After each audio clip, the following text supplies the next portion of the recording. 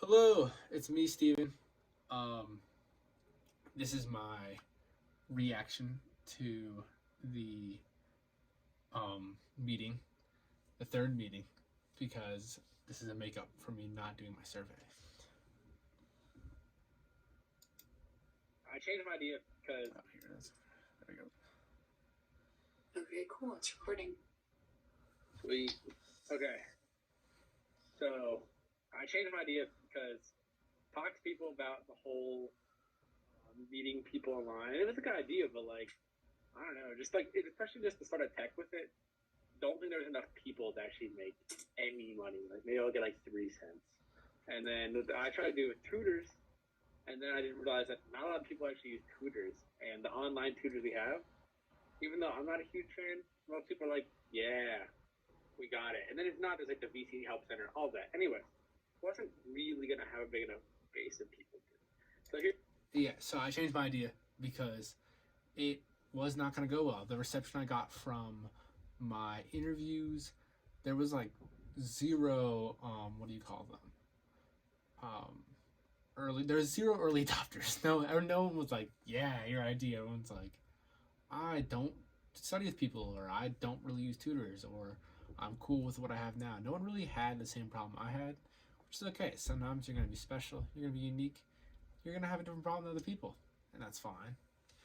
And so I just completely did a complete different direction and just did a completely new idea, which I'm gonna explain. here's my new idea. Let's say you you want to buy an expensive piece of technology. Maybe you want to buy like a pair of $200 headphones, and you're like very into like headphone quality and whatnot. And you have very specific questions, and you want to make sure that you're getting the right product. Or actually, change it up. This actually happened to me. This is a better example. I wanted a monitor to get on my desk, and I need to have one specific port. I need to have an aux out port, so I can put my headphones into it. And there was an aux port on there on the pictures, but you go through the Amazon reviews, and people are like, "Oh, there's no aux port on this." And then another half of the people were like, "There's an aux port on it, and it works." So I was really confused. I ended up buying the monitor, and it didn't have the right port, and I had to go through the huge pain in the butt of returning it and then buying a new monitor. And I got it in like a day before the return date, so that could have gone really bad. I couldn't bad monitor. So my idea is to solve this problem. You basically it would be like a website or an app of some sort where you can, let's say a college kid wants to buy a monitor too, and basically you would pay them $15, something small, and they would buy the monitor for you. Basically, they would buy it for themselves, and you'd be able to call them or text them, and through the app, and they'll answer your specific questions. Like So I changed this up a little bit from then. That was a pretty good idea I had going on there, and it's basically the same as I have now. The only thing is, I thought of how you put it on the second, um, what is it? The second like the second one of these group meetings, where you said, "Oh, use these analogies." Like it said this for this, and I realized like mine's kind of similar to Chegg. It's a lot of it's very like not necessarily forum, but you're gonna post a question and you're gonna get some sort of expert, not necessarily an expert in my case, but someone who knows what they're talking about because they own the product, to respond to you and answer your question. And I realized that one thing I did realize in my interview is I had one person, that was my RA I was interviewing, and I said, "Hey, here's actually my idea." After we did the whole interview, I said, "This is my idea. Would you be interested in that?" He said, "No." And I said, "Oh, that's cool." He says, "It seems a lot of money to pay for one question." I said, "Yeah," because I just gave him an amount. I gave him like $5 or something. But and I think he's right. I mean, it's a little daunting to throw some money out there straight up. It's not very modern because now you have a lot of subscription services, and I think I switched to like a more of a subscription model as I just submitted my business thing, my pitch deck a little bit ago, and you're gonna see that I did a subscription model. And when I was researching Chegg, like told me to, I realized that they went with a very they sold textbooks. They rented textbooks. They rented textbooks, and I didn't know they did that at first. But that's how they made a lot of their money, and that's how they had a lot because like just straight question asking wasn't that viable in the beginning. And then I realized that just straight question asking for me isn't going to be that viable in the beginning because you're not going to have a lot of people to answer questions. The community's not quite big enough. You need to grow your community off of something else. And as you're going to see in my pitch deck, I went with kind of a AI that will like you put in the specs you want in a device and it'll pick out something really close to that. And so it'll save you the research time too, because that's something I'm really on about was the research time to me to find the monitor that had the right stuff. And I think it would make the process a lot smoother and it would something else that would entice customers to pay for a subscription. Because right now, with just questions, they weren't going to pay that subscription, I don't think. But with the whole AI where you put in specs and it gives you a good piece of hardware, that would definitely, I'd pay a subscription just for that. And I think a lot of people would, just like a month, like the month of building a PC. But yeah, for sure. Hey, does it have this port? And they can be like, yeah, take a picture of the port and show a video of it working. And then you'd be 100% sure, like, this is a quality product that I want. And so you're basically putting like a little bit of money down just to make sure that you're going to get a quality product before you buy it, and it saves you a bunch of hassle. And then the person that would buy the monitor for you, they bought it for themselves, they get to keep it, and they get a little bit of that money. So they save a couple bucks. And then like the company would take a small portion of the money, and we make a little bit of money too. And everyone's happy. Let's go. Okay.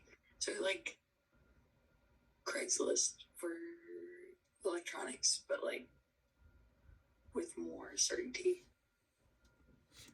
I realized now in retrospect that my explanation of what my product was very much like if you were me talking to myself, I got what I was saying, but like I feel bad for Brooke because I did not make it that clear. And Brooke is the face of confusion over there, and I'm sure everyone else is also equally confused. So, but in my pitch deck, I think I explained it a little bit better, so that's good. What do you mean by Craigslist? I'm not a Craigslist user. Okay. You know what Facebook Marketplace is? Yeah. Okay. We're not necessarily selling things on the website though. It's more like, hey, I want to buy this monitor off Amazon. I'm not sure if it's a good monitor. And then some other kid that wants to buy a monitor says, oh, I'll buy it. He bites the bullet. He buys the monitor. He gets to save $10 on his monitor because he bought it. And then all he has to do is text you and answer a couple questions. And you're like, oh, I got it. And then you buy the monitor too. Or you're like, oh, sucks for you, that monitor was garbage. And then you don't buy the monitor. I'm laughing right now because I'm just like a floating, like, this was a really bad camera angle. I guess it looked fine and I sat back, but I'm a floating head right now and it's kind of interesting. Okay. Yep. So what's like the incentive to get them to make the initial buy? Is there like you get to save a little, like if let's say I pay $20 for another person on the other end of the service to buy a monitor, maybe 15 of those dollars go to them. So now they just save $15. And it's a really easy $15 to make. So all I have to do is like text the person a picture of what they're asking, and then you're like, look, you did it. And then I feel good because I'd have to go through a whole return awfulness, and I paid $20 to not have to return a monitor. My pricing probably scared off my RA when I interviewed him because yeah, $15 is pretty steep. I personally, if I'm going through my awful traumatic experience of my monitor shopping, I would pay $15 now. But a lot of people haven't gone through that. I didn't realize that back then. Like a lot of people haven't dealt with this problem as badly as I have with the hours of research and the returns and stuff. And so they're not gonna see how worth it is. So I think now my subscription model makes it a lot lighter because it says, oh, you can ask unlimited questions and you only have to pay $15 a month or maybe even like $10 a month. And yeah, the question askers, they're not going to be making a whole lot of money off it, but they'll be able to pay for their own subscription with a reasonable amount of questions answered, most of them. So that's actually pretty good. I think I got a pretty good balance going on now. Might have to tweak it a little bit, but it's a lot better than I had before, so that's good. And I realize now that my balance was not that good. Buy a new one or two times. Yeah. I like it. Yeah, it seems more like profitable. Yeah, and then the company just makes like $5 per one of these transactions. Then there you go. Yeah. And then how would you get people like interested in it? Like, how would you get the word out? Just like social media. Get the word out. If you can run ads on Amazon, that would be amazing. I'm not sure if you can. I think you can have like banner ads on I like switched the it to app. I'm not YouTube sure about now. the website. Because I don't know. Yeah, you'll you see can- my Because you can run hashtag. that on Amazon, You can run ads, yeah. or just like running ads on like YouTube too. Like people that, because like this would mainly be for like really expensive things that people buy that are tech savvy enough to We're like gonna use crank this up the program. speed. So it'd probably be more aimed towards like technology, like buying like computer parts or buying headphones or buying monitors, whatever. So it'd probably be like running like YouTube ads suggested to people that like technology and whatnot. Yeah, and maybe it would be cool if you could like somehow group everything so it's like a little like user friendly for like monitors by like thing. Which I feel like you would assume that you would do that, but Yeah, that makes sense. I didn't think about that. That's definitely a good idea. Yeah, for sure. I just think it'd be like like maybe like per category, they have a little form, and it's like, hey, I'm looking to buy this monitor, and then someone else is also interested in buying that monitor. Like, I'll do it. I'll buy the monitor, and then y'all talk, and like, boom, we did it. So instead of a forum organization, I kind of changed it to a you ask question, and using notifications on phones, it like ping anyone else that's owns the monitor you have, or is interested in buying a monitor with the same specs. So I changed a little bit. It's probably less forum centered and more like Chegg, where it's just like question answer centered.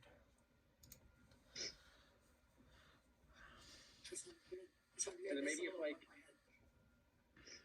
oh, well, I mean, it's not. I don't know. That's interesting. I just thought about this. And I was like, this is kind of a good idea. And like, let's say we got enough people on the platform where there's like 200 people on the platform, and 4 people want to buy a monitor, and they all agree on certain specs. And they're like, oh, one person buys a monitor, then everyone else pays in their $15 or whatnot, and that gets them bought the monitor. And now actually saves a substantial amount of money. Let's say he saves $30 on that monitor. That's pretty good. Like I would do it for $30, and you get these groups going, and then the company just made a solid $15 off of that. That's not bad at all. It's good. Good business model. So any like other than the categories thing, which I definitely think is a good idea. Is there any other criticisms, or are we chilling with that? sounds good to me. Yeah. Yeah, seems And it's fine. not complete crap. It seems like a good idea. Mhm. Y'all would. Let's go. We did it. Okay. What was that? It's a step up from your last idea. Yeah. Because I think it is more like it doesn't have to be stuck at a certain like because when you're tied at physical location, you had to like be stuck at Virginia Tech, and then you have such a finite amount of people that want to study at Virginia Tech with other people. Like that's just such a small group. Yeah. Well, thanks, guys. Yeah. Okay. Next, I'm gonna make mine pretty brief because it's pretty much like just the same idea, but I've been shaping it up. As you guys probably already know, like local servers in college towns that are made to connect people who play sports or video games. There's going to be the platform is going to be like you open up the app and there will be like chats for different types of games and like sports. Then you go through speak on the chats. There's going to be an app that's like courts, fields, like gaming areas, and you can pretty much chat, create private rooms, and set up games with people. Started with just disc golf, and then it's expanded to like a lot more. So I kind of decided on the business model for it. The application's going to have a free trial you download for like 2 months, and then you can do everything you want on it. And then after that 2 months, it's going to drop to you get to see the servers, but you can't like speak in them, and then you can see the map, and then it would just be like a $4 a year fee, like pretty cheap for them to access like the communication platforms and stuff. So that's what I know.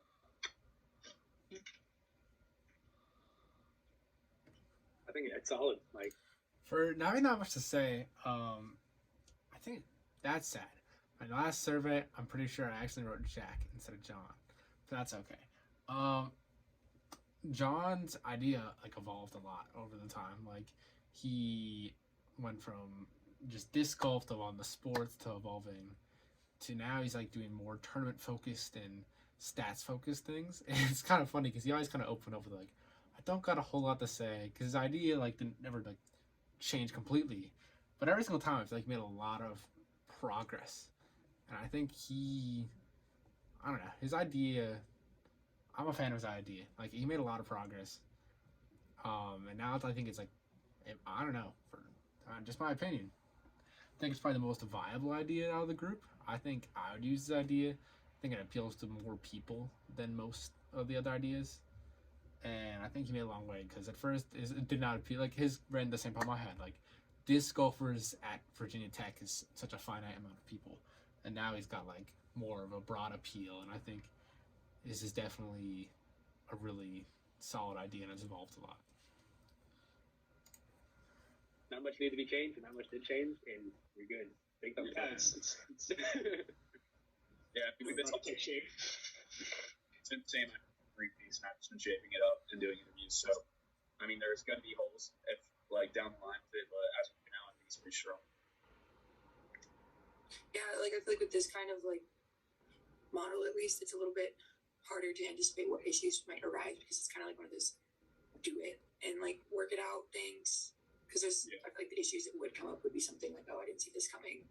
Besides, like maybe not having enough people on the platform.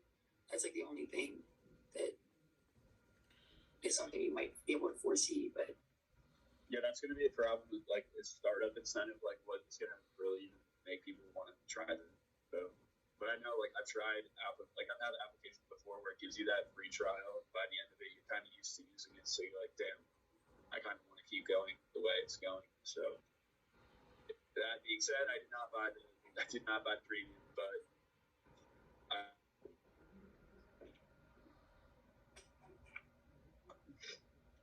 all right. Well, thanks, guys. Yeah, that's not. Thank you. I can go next because mine is also pretty brief.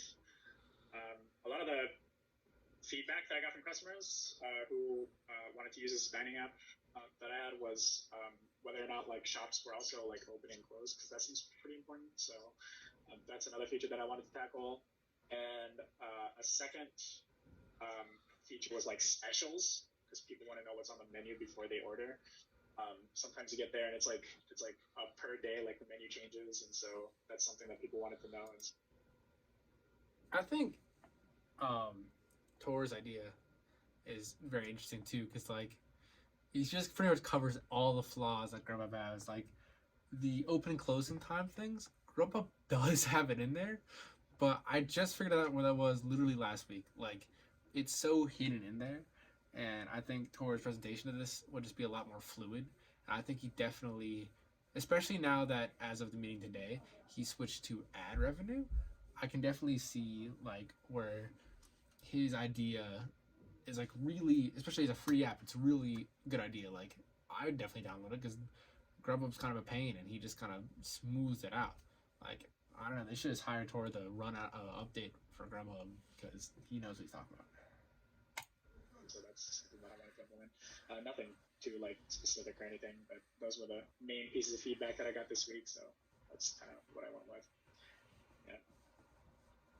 I like that, I like the inclusion of hours. I think it's pretty important, especially for like. I think there's one. I think that this would be just on campus, but I know that there's like one shop that's not always open. I don't know which one it is. I remembered it freshman year.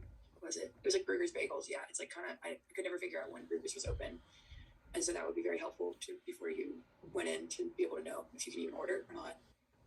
Right. Yeah, I think it's a solid idea.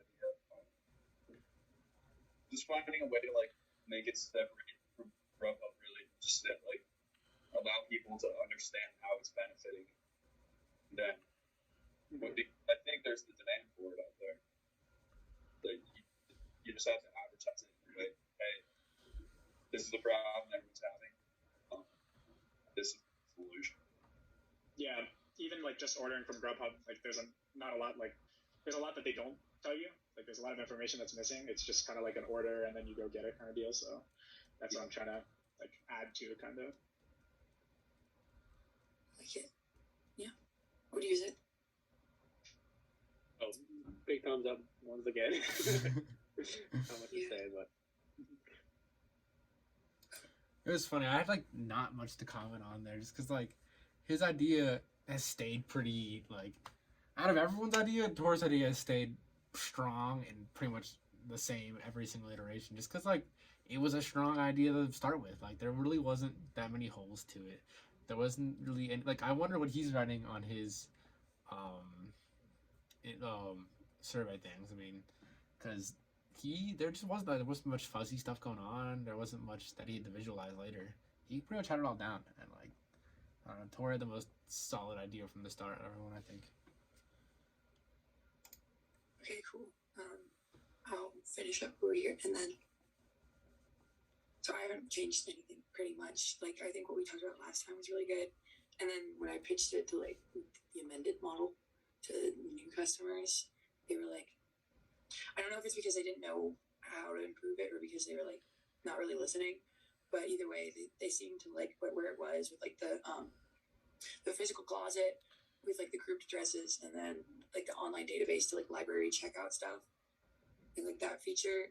And then the one thing that was added was like, which is kind of like a foresight kind of thing that I definitely should have thought of, but just slipped my mind, is like setting a limit on how long people can check out stuff. I'm not sure like when Brooke did her interviews really, or like how she did them. But whatever she did, it worked because like she got like out of everyone. I feel like she got a lot out of her interviews. Like I mean, I got a lot in like a negative way because I had to like change my whole idea. But like her people that she interviewed are like the most encouraging people of all time because they like they I don't know, give her so many little tips and whatnot. And like she just mentioned there, what she mentioned. I'm just blanking mentally right there for a bit. With like the grouped addresses and then like the online database, the amended model to new customers, they were like, I don't know if it's because they didn't know how to improve it or because they were like not really listening, but either way, they seemed to like where it was with like the physical closet with like the grouped addresses and then like the online database to like library checkout stuff and like that feature. And then the one thing that was added was like, which is kind of like a foresight kind of thing that I definitely should have thought of, but just slipped my mind, is like setting a limit on how long people can check out stuff. And like I mean, I think what she's saying there is like a customer told her that, or like someone she interviewed. That's sweet. And like I know this is an interview I had today, but she talked about how one of them brought laundry. I'm not sure when she's doing these interviews, cause like, I mean, they should have been like done and gone by this time this video is taped.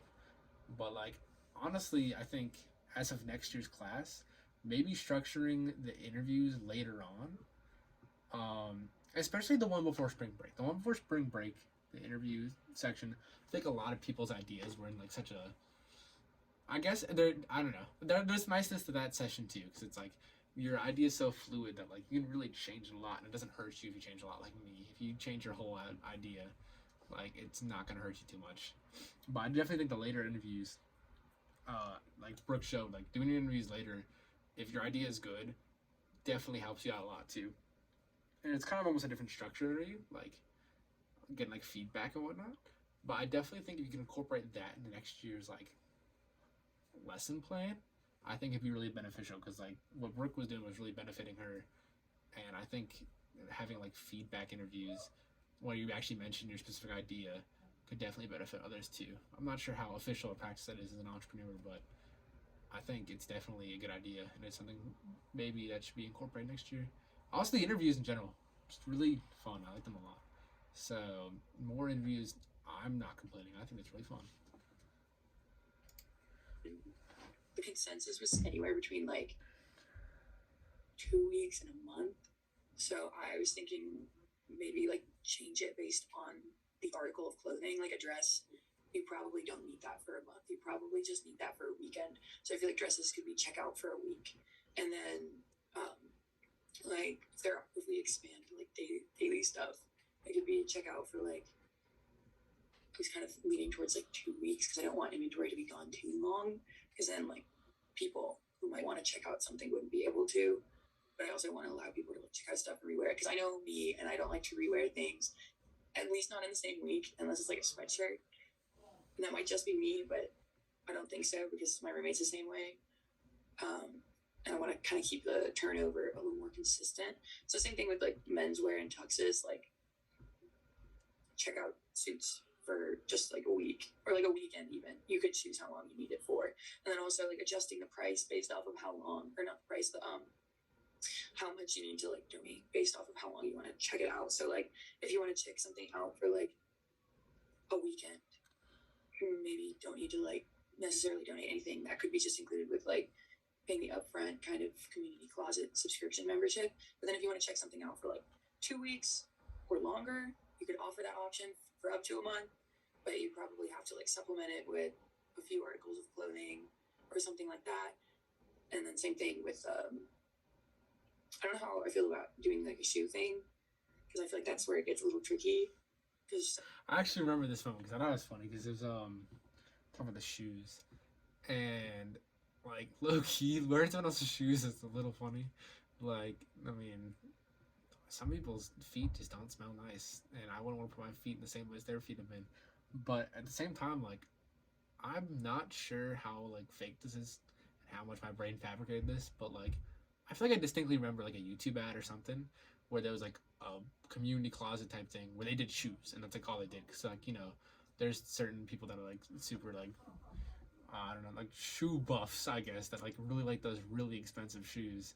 Not me. I only have like 3 pairs of shoes, and they all cost me like $130. But or I've worn them for like 7 years. But there's definitely like a market for people that want to wear super nice shoes that can't afford super nice shoes, because like no one can afford the super nice shoes. No one should be able to. But yeah, I feel like that could be a market, but I understand straying away from that too because I don't really get it. sizes are a little specific, but with shoes, and like it's kind of gross to like, and they come back gross. I don't think I wanted to include shoes, but someone did say that they were like, oh, it'd be cool if you could do with shoes. But everything, I feel like, especially get white shoes, it would all come back brown. So I just don't think that would be viable. Like, just buy your own shoes. Foot fungus too, just a no. So I like the subscription service idea, with like the donate more to keep things longer kind of idea. So like for a month, maybe 2 articles of clothing, because then like 2 weeks would be like standard. That would be just 1, and then to double it would be 2. That kind of thing. I like.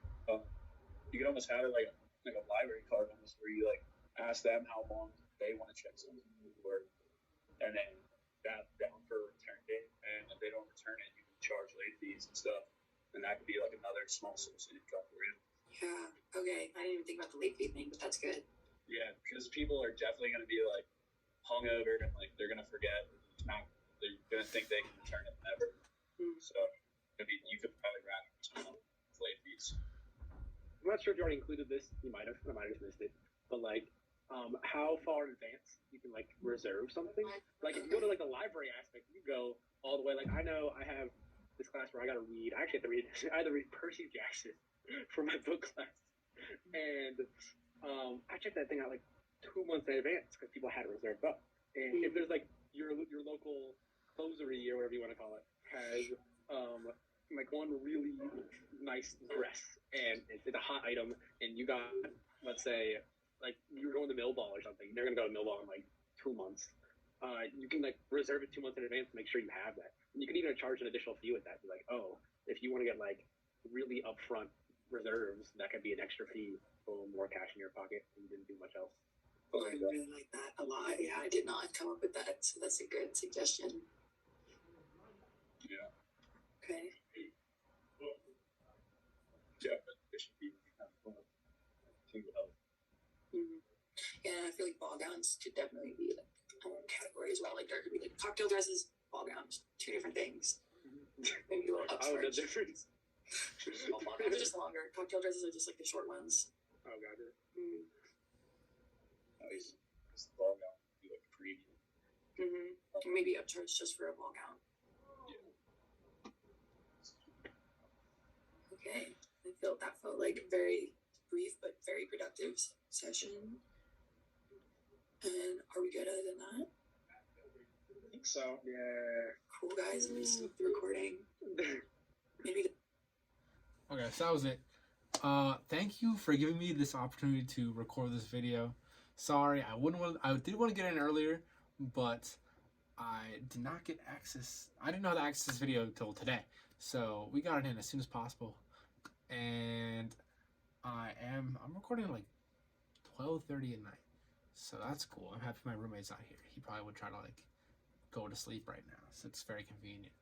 But yeah, thanks for this opportunity. Hope you're doing well.